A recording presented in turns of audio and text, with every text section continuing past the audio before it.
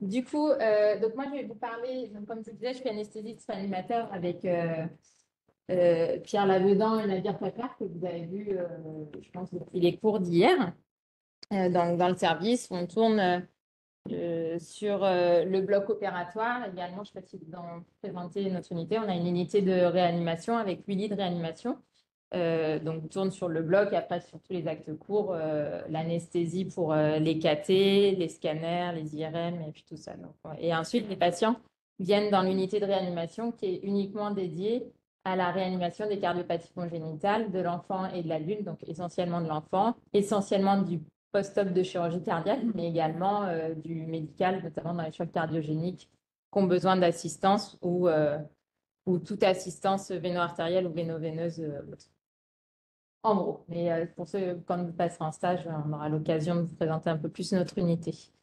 Donc, Olivier vous a parlé de la coaptation et de l'interruption de l'arche. Alors, ça a été mis ensemble parce que c'est des pathologies de l'aorte, en sachant que d'un point de vue de l'anesthésie et de la point de vue de la réanimation, c'est vraiment deux pathologies qui sont complètement opposées avec des prises en charge très différentes. Donc, je vais vous parler dans un premier temps de la coaptation de l'aorte, essentiellement la prise en charge qui se fait principalement chez le petit enfant au bloc opératoire. Et ensuite, de l'interruption de l'arche, qui est quand même une chirurgie qui est nettement plus lourde. La coartation de l'aorte, nous, qu'est-ce qu'on va chercher d'un point de vue de l'anesthésie en évaluation préopératoire? Alors, je ne vais pas vous remontrer les boucles et tout ça, parce que c'est pour ça qu'on fait trois parties différentes. Mais l'évaluation préopératoire, plus ce qui va nous intéresser pour savoir comment le manager en période, ça va être d'évaluer d'un point de vue pulmonaire comment il est, parce que c'est des patients qui vont être opérés par thoraco, en sachant que c'est des patients qui ont une cage thoracique qui est très compliante. Donc, dès qu'on les met sur le côté, ils vont se retrouver, il y a une photo après, avec le poumon inférieur écrasé, et une ventilation du coup qui va être unipulmonaire par le poumon supérieur qui est récliné. Donc, c'est pour ça, nous, en préopératoire, on va s'assurer qu'ils aient vraiment une ventilation qui soit le plus parfaite possible pour qu'on s'en mette le moins possible en péropératoire. Ensuite, ce qu'on va regarder sur le point cardio, c'est s'il y a des atteintes associées, notamment s'il y a une dysfonction du VG, soit une dysfonction systolique chez un patient dont la coarcte a été couverte un peu sur un choc cardiogénique, donc plutôt chez les nouveau-nés, ou une dysfonction diastolique quand c'est des coarctes qui traînent un petit peu avec une HVG réactionnelle sur l'HTA qui s'est installée, et donc la dysfonction diastolique sur l'HVG. Et ensuite, on va regarder s'il y a de l'HTAP. Alors, heureusement, maintenant, on les diagnostique de plus en plus tôt, donc c'est de plus en plus rare, notamment de l'HTAP post-capillaire. Si on a des PTDVG qui sont élevés, on va avoir des pressions capillaires, post-capillaires qui seront importantes. Donc, tout ça, ça se fait en évaluant avec le cardiologue, mais on va regarder nous, particulièrement ces éléments-là. Ce qu'on veut savoir également, ce qui va être différent, c'est est-ce que c'est un patient qui est sous prostine ou pas? Donc, est-ce que c'est un nouveau-né à qui on a dû mettre de la prostine pour réouvrir le canal? Ou est-ce que c'est un patient qui a été suivi, une cohorte qui a évolué canal fermé, mais qu'on opère un peu plus à distance? Et ensuite, ce qu'on va chercher à faire au moment où elle endort, c'est essayer de diminuer le moins possible, si le canal est ouvert surtout, de diminuer le moins possible les résistances vasculaires pulmonaires. Donc, on ne pourra pas ne pas du tout les diminuer parce qu'à partir du moment où on endort le patient, on lui met un peu d'oxygène, on a tendance quand même à leur baisser la capnie parce qu'on ventile au moment de l'induction, on ventile toujours un peu plus qu'un patient qui ventile tout seul. Mais il faut essayer de bien penser que tous ces éléments-là, l'hypocapnie, l'hyperoxie, la diminution, la lécidation, ça va diminuer les résistances vasculaires pulmonaires et donc favoriser éventuellement un shunt par le canal et un débit dans les poumons. Donc, il faut savoir manager ça. On utilise beaucoup la NIRS, la NIRS cérébrale et somatique, qui va nous aider aussi à assurer une hémodynamique le plus stable possible. Donc, par exemple, ça, c'est le poumon d'un nouveau-né qui était en choc cardiogénique à la naissance. Enfin, un choc, pas à la naissance, pardon. Un choc cardiogénique à quelques semaines de vie, c'était à 15 jours de vie, avec des patients qui l'amènent parce qu'il était génial. Au final, il était complètement en OAP. Mise en place de la prostine, c'était 3 heures de route d'ici. Donc, mise en place de la prostine dans le centre où il était, avec transfert chez nous. À l'arrivée chez nous, on a un VG qui était encore très diminué, une radio d'OAP. Et sur cette radio, on voit que ça commence à récupérer un petit peu. Donc, vraiment, la radio pulmonaire, très importante. Ensuite, comment on va monitorer notre patient? Ça, c'est important d'y penser parce qu'une fois qu'il est sous les champs, il est sous les champs.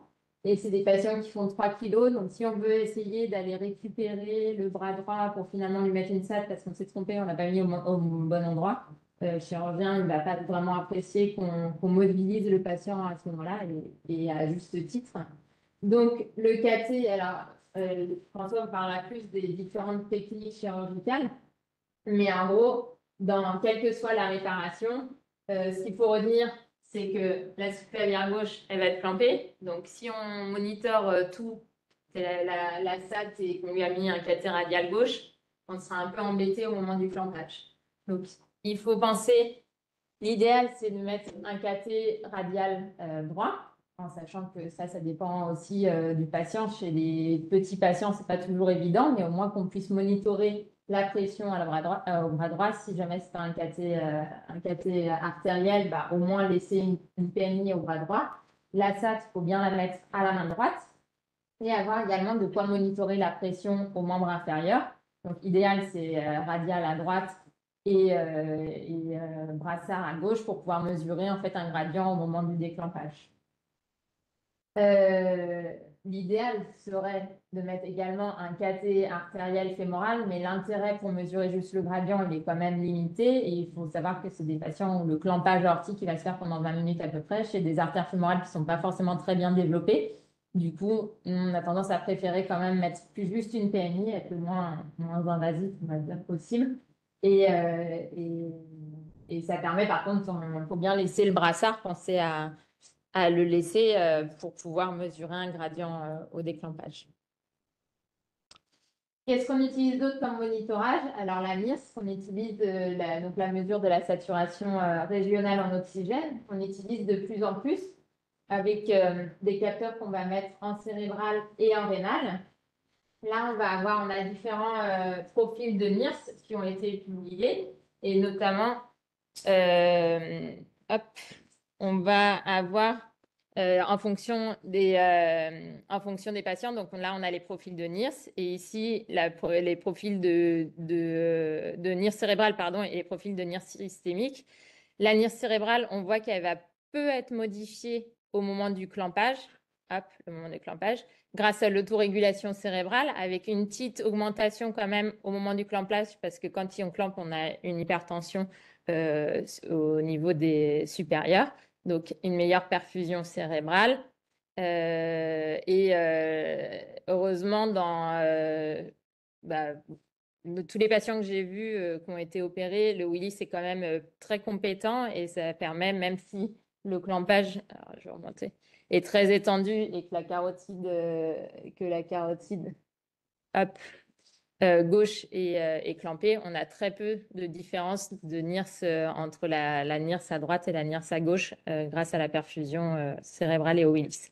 Donc, ce qu'il en est, c'est qu'au moment du clampage, on a une NIRS cérébrale qui reste stable. Par contre, on a une NIRS systémique qui va chuter.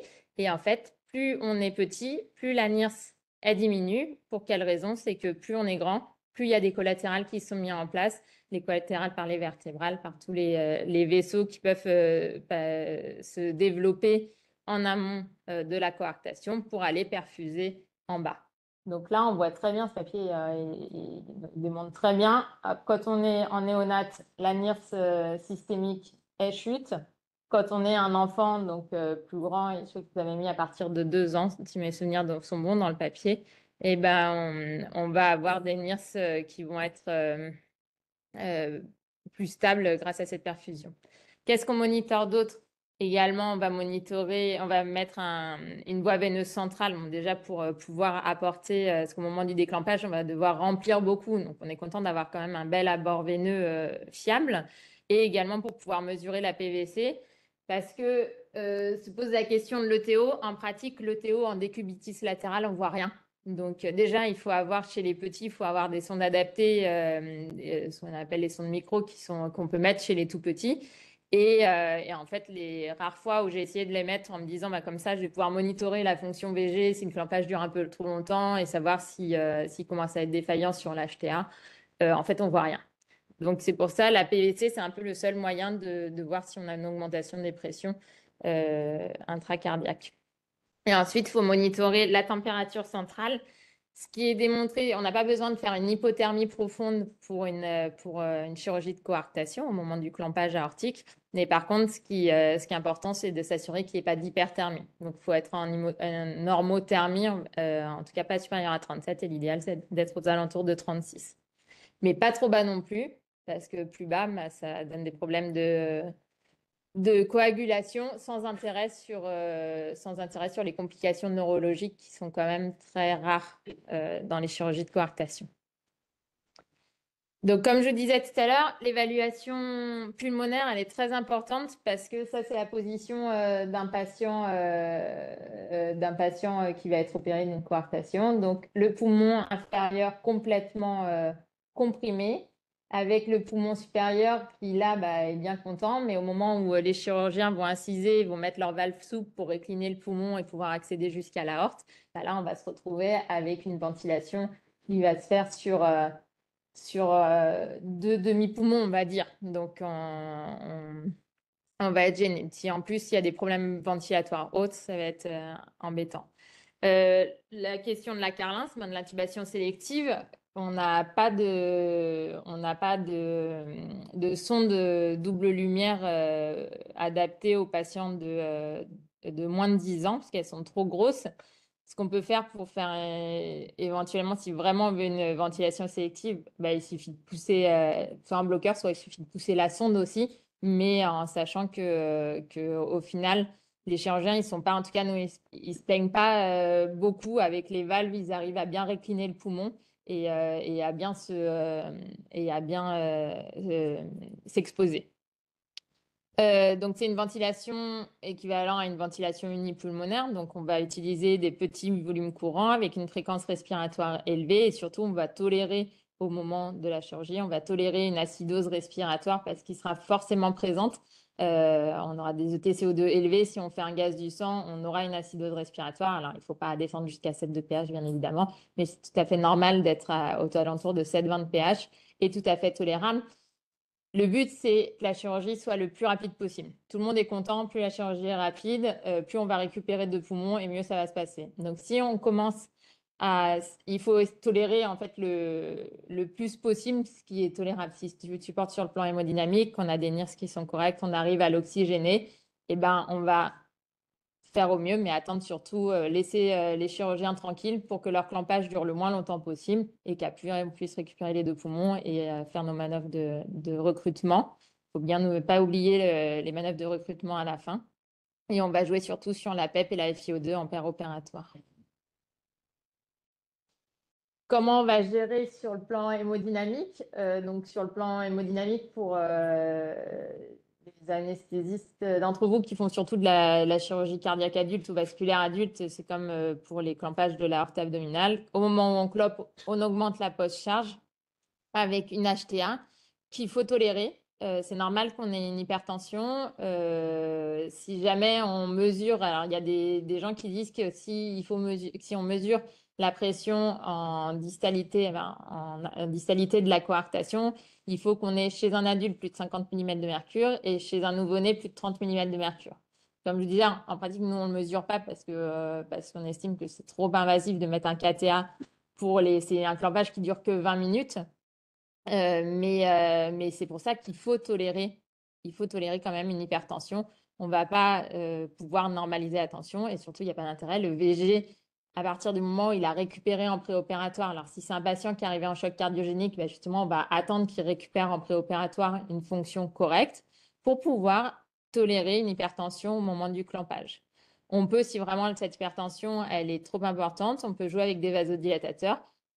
Le plus simple, c'est d'utiliser du sévofurane parce que si on utilise trop de vasodilatateurs intravasculaires, et ben, au moment du déclampage où on va avoir l'hypotension, là, on va être un peu embêté à courir après nos vasodilatateurs. Et surtout, chez les nouveau-nés, il y a très peu de vasodilatateurs intraveineux qui fonctionnent. Donc, on n'a pas grand-chose. Du coup, le sévofurane, c'est un très bon vasodilatateur pour gérer les grosses hypertensions. C'est très, très efficace. Si jamais on a, non, alors normalement ça ne devrait pas être le cas, mais si jamais on a des signes de défaillance ventriculaire avec notamment une hypotension même au moment du clampage, une PVC qui augmente vraiment, une bonne amine, c'est la milrinone qui va avoir un effet inotrope sur le VG et le VD. Mais en théorie, si on l'a mis au bloc opératoire avec un bon VG, il n'y a aucune raison qu'on en ait besoin. Et si jamais on a une défaillance VG, il faut quand même se poser la question de savoir s'il n'y a pas des lésions associées qui seraient passées inaperçues. Notamment des hypo-VG ou des chaunes, des petites valves mitrales qui peuvent rentrer dans un syndrome d'hypoplasie complète du cœur gauche, qui sont un peu borderline. Il faut se poser la question si jamais le clampage est vraiment mal toléré. Au moment du déclampage, là, on va se retrouver avec une diminution, une hypotension importante par revascularisation de toute la partie inférieure du corps. Donc, c'est une étape qu'il faut anticiper. On va avoir besoin de remplir énormément. Alors, si jamais c'est un patient qui a une hémoglobine qui est un peu limite ou basse, il faut avoir pensé à faire venir 1 kilo avant. C'est pas systématique, la transfusion. On peut faire des coartations même du nouveau-né sans avoir besoin de les transfuser. Mais par contre, il faut bien vérifier l'hémoglobine avant et penser avec quoi je vais le remplir au moment du déclampage. Donc, soit du sang, soit de l'albumine, soit un cristalloïde, quel que vous voulez. Faut du volume quoi, pour passer ce moment de revascularisation. Puis en plus, il y a le syndrome de reperfusion qui va avec. Le chirurgien, il est censé nous prévenir avant de déclamper. Après, en général, on sait, à force de travailler avec les mêmes chirurgiens, on voit à peu près combien de temps ils mettent. En général, c'est aux alentours de 20 minutes. On voit que quand on est à peu près à 20 minutes, on commence, on se prépare. Quand on déclampe, il faut commencer à remplir un petit peu avant, en sachant que si la pression baisse vraiment de façon trop importante, on peut toujours demander au chirurgien de reclamper un petit peu manuellement le temps de rétablir une volémie correcte. Et puis, on fait comme ça en parallèle, en remplissant, il va avec sa pince, il va déclamper au fur et à mesure. Et c'est là qu'on est content d'avoir gardé notre brassard à tension en bas. C'est qu'une fois qu'on a rétabli une volémie correcte, ça ne sert à rien de le faire trop tôt parce que quand la volémie, quand l'hémodynamique n'est pas parfait, on peut être amené à sous-estimer ou surestimer un gradient. Donc, une fois qu'on a rétabli une hémodynamique correcte, on va vérifier le gradient en comparant le cathé artériel, le brassard à tension qu'on a laissé en place. En réanimation, les temps particuliers, il y a 3 choses à retenir. En gros, l'analgésie, une thoraco, ça fait mal, surtout chez les grands. Chez les petits, les nouveau-nés, en fait, ce qui fait mal dans les thoracos, c'est le fait de tirer sur les articulations. Les nouveau-nés, les bébés, ils sont tellement mous qu'au final, ce n'est pas les plus douloureux. Mais on leur met quand même, alors chez les tout petits, on demande au chirurgien d'infiltrer à la fin à la naropéine. Et chez les plus grands, on laisse un cathé de naropéine en place pour assurer l'analgésie. On va réveiller de façon précoce parce que si tout va bien, il n'y a aucune raison de les laisser endormis déjà. Et ensuite, ça va permettre d'évaluer s'il n'y a pas de soucis sur le plan neurologique parce qu'il y a quand même un clampage. Et si la perfusion médulaire est altérée pendant ce clampage en fonction des collatérales qu'il y a. Donc, on est content de pouvoir évaluer sur le plan neurologique rapidement. Quelles sont les complications qu'on va pouvoir rencontrer en post-opératoire? Les complications, dans un contexte de bas débit post-opératoire avec des signes d'hypoperfusion d'organes, notamment une anurie, des lactates qui montent, on va se poser la question d'une coarctation résiduelle. Normalement, on a une coarctation résiduelle qui amène des signes de bas débit post-op. On est censé l'avoir vu au bloc opératoire. Si jamais il y a un autre obstacle dynamique qui est découvert, si en fait il y a le fait de diminuer la post-charge aortique, ça permet de voir qu'il y a une membrane sous-aortique, un obstacle sous-aortique, une HVG, si jamais il y a une CIV qui est passée inaperçue, d'autres lésions, comme je disais, et il faut savoir que voilà, ça j'ai déjà dit, toute dysfonction VG peut sous-estimer le gradient résiduel. Donc on va faire une échographie en post-opératoire qui va permettre de mesurer les segments, de vérifier qu'il y a bien un flualisme et une bonne fonction VG. l'échographie de débrouillage. Après, en gros, c'est les gros trucs qu'on regarde dans un premier temps. Et après, bien évidemment, on leur refait une écho complète. La complication, bah, je ne sais même pas si c'est une complication, mais ce qui se passe le plus fréquemment en post-opératoire, c'est que c'est des patients qui vont rester hyper tendus parce qu'il y a une décharge des barorécepteurs qui se retrouvent beaucoup mieux perfusés, donc un taux excessif de rénine et d'angiotensine, donc des patients qui vont être hyper tendus. Le problème chez les nouveau-nés, chez les petits, c'est qu'ils répondent très mal aux vasodilatateurs systémiques qu'on a, donc on va assez rapidement débuter les IEC chez ces patients-là à partir du moment où ils sont stables, mais ça nous arrive de les débuter à J0 pour essayer de réguler un peu leur pression artérielle. C'est fréquent, moi, surtout en post-op immédiat, mais c'est des patients qui vont rester facilement quelques mois sous IEC avant de normaliser leur taux de rénine. Et plus fréquent dans les correctations isolées. Au niveau, donc, en post-opératoire aussi, ce qui est en réanimation, l'autre chose qu'on va regarder de façon un peu importante, c'est au niveau digestif, comment ça se passe. La complication la plus fréquente au niveau digestif, c'est surtout des douleurs abdominales avec sur l'artérite mésentérique, pareil, liée au système sympathique qui se retrouve un peu hyper perfusé et avec une grosse sécrétion qui en découle.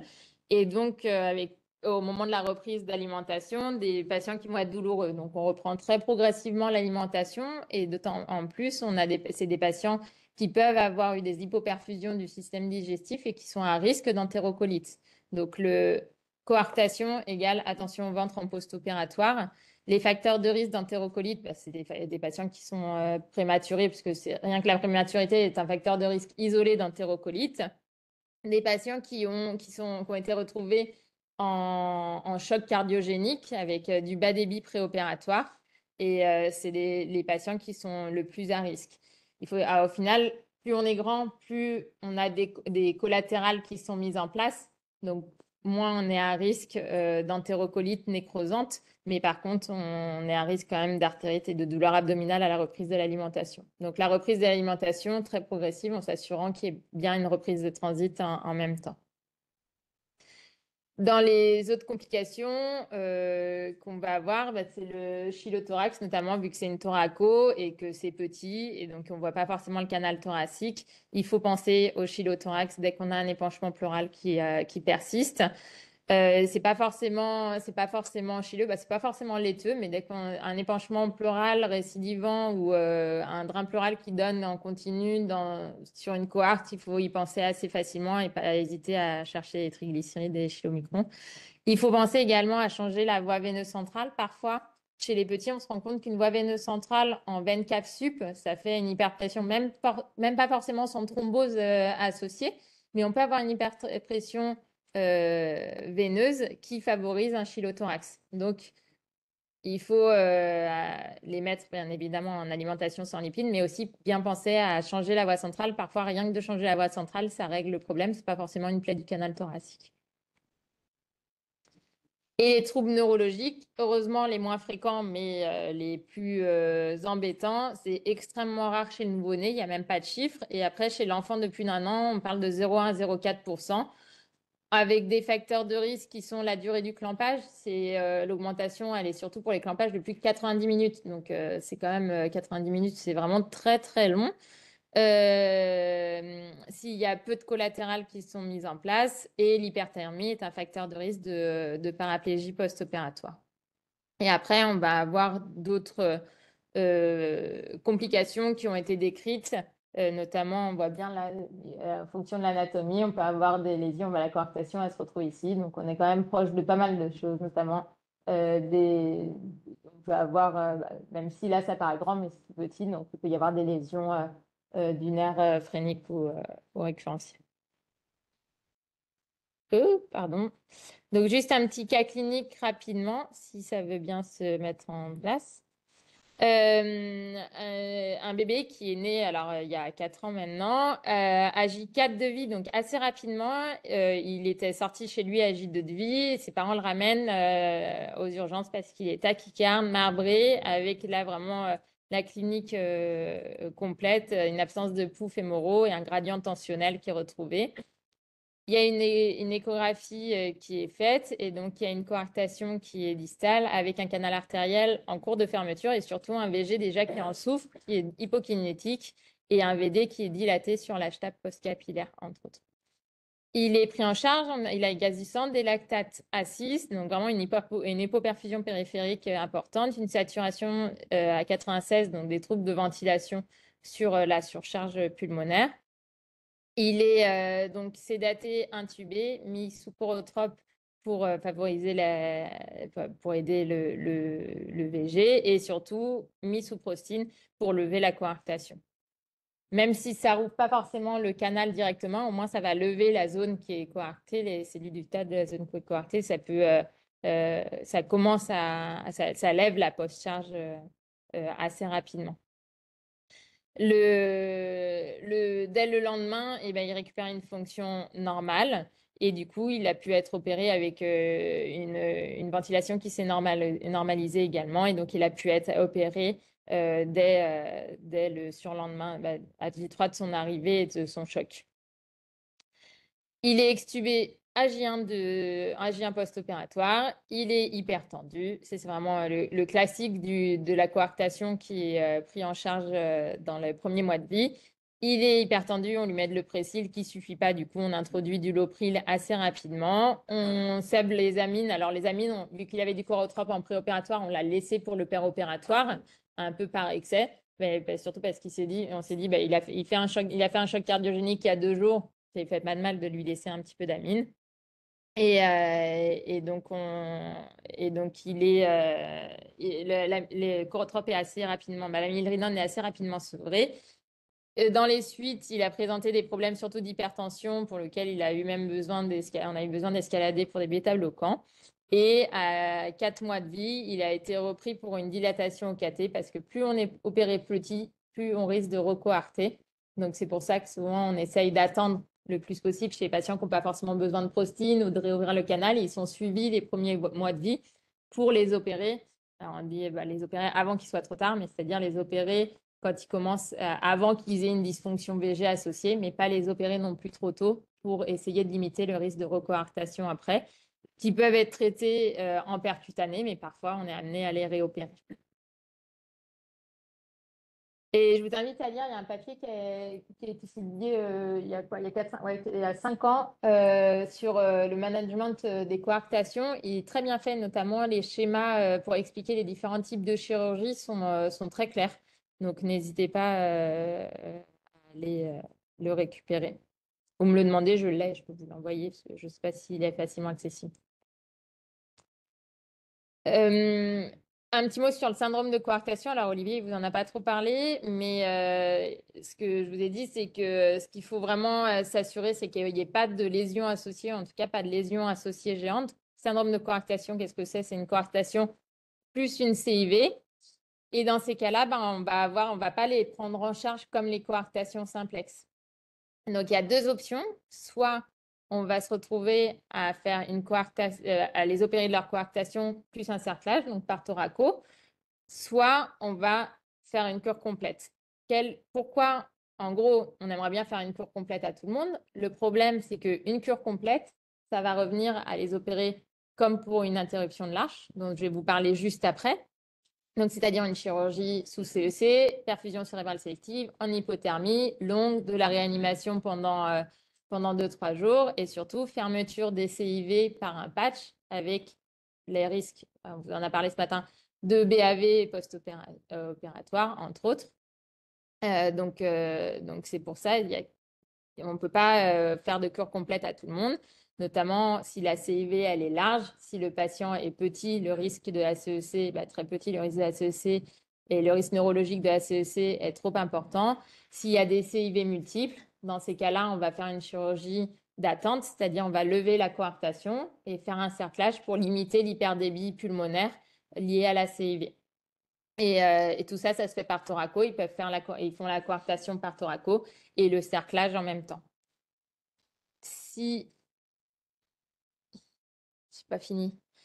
Euh, si jamais donc, on est amené à opérer de la cohorte et du cerclage, on va vérifier l'équilibre QPQS après, mais il y a d'autres cours sur le cerclage et surtout bien vérifier qu'il y ait une absence de gradient sur l'aorte et la coarctation soit bien levée, parce que si on se retrouve avec une coarctation résiduelle plus un cerclage, on va se retrouver avec une post-charge très élevée et sur le plan systémique et sur le plan pulmonaire, ce qui va être gênant pour l'adaptation ventriculaire.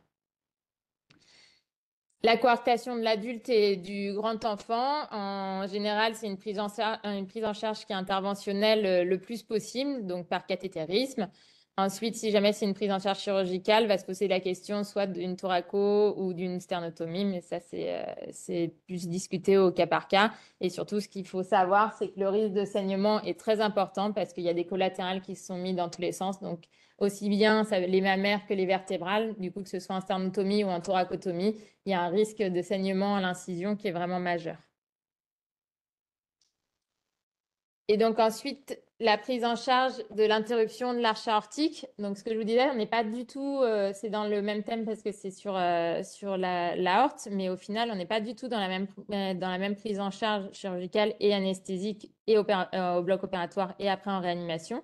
Parce que ça va être une CEC qu'on va faire en hypothermie avec une perfusion cérébrale sélective. C'est des patients qu'on va techniquer complètement, voie centrale, cathé artériel. NIRS ETO. Dans l'idéal, pareil, on aimerait bien avoir un KTA en radial et en fémoral, mais on favorise là pour la peine plutôt le KT fémoral, tout simplement parce que les KT radial chez le tout petit, en général, il va durer le temps du bloc opératoire et après, c'est tellement petit qu'on va rapidement perdre un signal et ne plus avoir de retour dessus. Alors là, c'est des patients qui vont avoir une réanimation longue par la suite et pour lequel on va avoir besoin de faire des gaz du sang de façon répétée. Donc, on a besoin d'avoir un cathé artériel efficace. Et après, c'est des patients qui, en sortie de bloc opératoire, vont. Alors, ça, c'est malheureusement. Ah, pardon. Malheureusement, le fabricant ne fabrique plus de cathé APS-VO2. Avant, on pouvait mettre un petit cathé AP, l'équivalent d'une soie dans le cœur droit, avec une fibre optique qui nous permettait de donner la SVO2 en continu. Ils n'existent plus, mais on sait de mieux en mieux maîtriser les NIRS qui peuvent nous donner une évaluation de la SVO2 en continu également. Et on va sortir avec un KTOG pour pouvoir mesurer les pressions de remplissage et évaluer au mieux la volémie du patient en post-opératoire. C'est les particularités, donc c'est la CEC du nouveau-né, donc c'est un priming qu'on va faire au sang, mais ça je pense que tu en parles dans d'autres cours, Nadia. Donc, priming au sang pour diminuer l'hémodilution au départ de la CEC. C'est des patients qu'on va ultrafiltrer en péropératoire pour essayer de diminuer le CIRS post-opératoire. Ils sortent avec des amines, contrairement à la coarctation simple où on sort dans 90% des cas sans amines. Là, on va sortir avec des amines et se pose la question de la fermeture sternale retardée. Je vous en parle vite fait parce que j'en reparlerai dans un autre cours en février, je crois. Mais pour diminuer les interactions cœur-poumon et diminuer l'œdème myocardique et pulmonaire et les interactions et la défaillance cardiaque qui peut se passer au moment de la fermeture, c'est des patients qu'on va être amenés à sortir sternum ouvert et à fermer par la suite. En tout cas, ça fait partie des facteurs de risque de sortie de bloc sternum ouvert parce que c'est des patients qu'on va opérer petits. Les complications hémodynamiques sur les interruptions de l'arche, alors en réanimation, on va surtout être gêné par l'hyperréactivité pulmonaire, parce que c'est des nouveau-nés qui sont opérés avec des pressions pulmonaires qui sont encore élevées, une CEC qui est longue, donc qui favorise également l'hyperréactivité pulmonaire. Et un équilibre, parfois c'est des patients qui sont en hyperdémie en préopératoire avec une vasoréactivité pulmonaire qui est accentuée. Il faut faire attention, comme pour les coarctations, qu'il n'y ait pas de lésions associées, notamment des voies gauche petites, VG, voies sous-aortiques petites. Donc, pour ça, on va bien monitorer avec l'échographie, optimiser la volémie, s'assurer qu'il n'y ait pas de gradient résiduel et surtout qu'il n'y ait pas de CIV résiduel également, parce qu'on peut être amené à si on a une CIV résiduelle importante, on a un risque d'hyperdébit pulmonaire par la suite. Les complications respiratoires, il faut savoir que les interruptions de l'arche aortique, c'est souvent associé à des compressions de la bronche touche gauche qui peuvent nous gêner en post-opératoire immédiat et à distance avec des problèmes ventilatoires. C'est des patients qui peuvent être amenés à être pris au bloc opératoire par la suite pour avoir une orthopexie parce que c'est des malformations qui sont associées et qui compriment plus facilement. Dans les autres complications, il y a l'évaluation neurologique, mais ça, c'est sur toutes les CEC néonatales et les complications spécifiques du syndrome de Dijorge, parce que c'est une malformation qui est associée au syndrome de Dijorge. C'est quand même dans 50, en fonction des papiers, c'est à peu près la moitié des interruptions de l'arche aortique sont dans un contexte de syndrome de Dijorge, avec des patients qui vont être immunodéprimés, donc plus à risque d'infection post-opératoire. Et surtout, deux grosses choses, plus à risque d'infection post-opératoire et des grosses hypocalcémies au décours, en sachant que le myocarde néonatal est très sensible au calcium. Donc, il faut bien monitorer. On a le gaz du sang qui monitore également le calcium ionisé.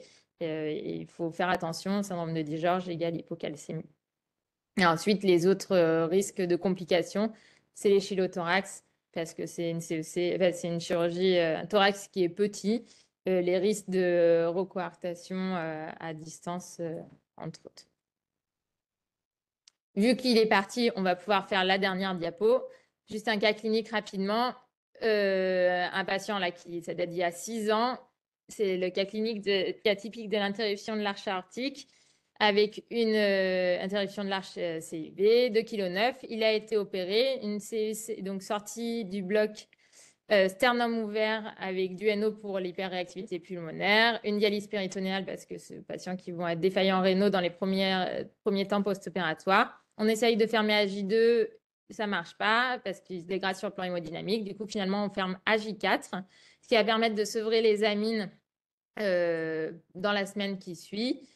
AJ16, le problème, c'est qu'il fait un chylothorax bilatéral et en fait, je vais faire rapidement, et des chocs septiques à répétition.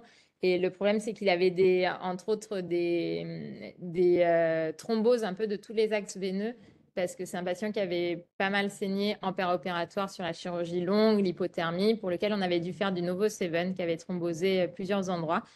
C'était un patient, je ne dis pas, qui avait un Dijorge, donc un déficit immunitaire qui a fait toutes les complications septiques possibles sur les voies, sur les poumons. Puis finalement, qui a pu évoluer au bout d'1 mois, donc vraiment une prise en charge assez longue. Heureusement, ce n'est pas le cas à chaque fois. Évoluer favorablement par la suite après 1 mois de réanimation intensive et des complications qui vont avec.